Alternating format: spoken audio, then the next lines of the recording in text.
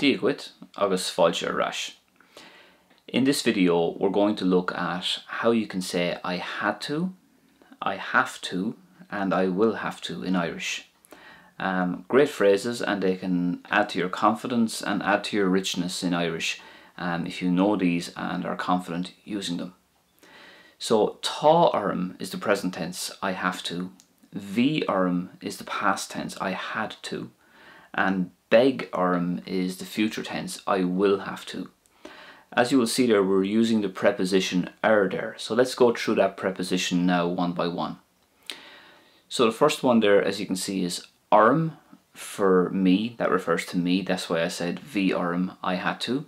If I had said bhí ort, which is the next one down there, that would have meant you had to.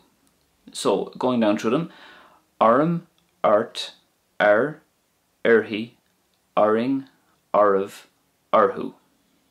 Let's look at some sample sentences now. So let's say we wanted to say the following: we had to take emergency steps, or we had to take drastic action. We'd say this: Bhí oring céimena ag an dála a ghlacha. Bhí oring céimena ag an dála a ghlacha. So that means we had to take emergency measures.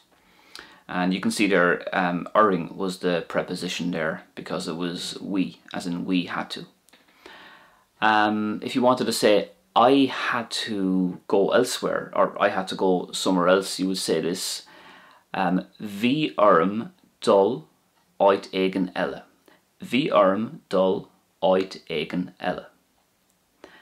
If you wanted to say I have to be off, or I have to go, you could just say this short phrase here: Tá orm imacht. I have to be off. Tá orm imacht.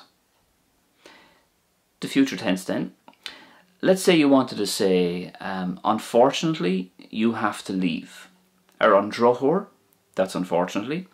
An drochor beg ort fágáil. An drochor beg ort fágáil. Unfortunately, you have to leave. And if you wanted to say I will have to travel more, you could say this: beg orm tastal níos minice. Beg orm tastal níos minice. So if you enjoyed this video, please give it a like, and don't forget to let me know in the comment section some of your favorite phrases using these prepositions here and using this way of saying I had to. Thank you as always, and I'll see you soon. Slán go fóill.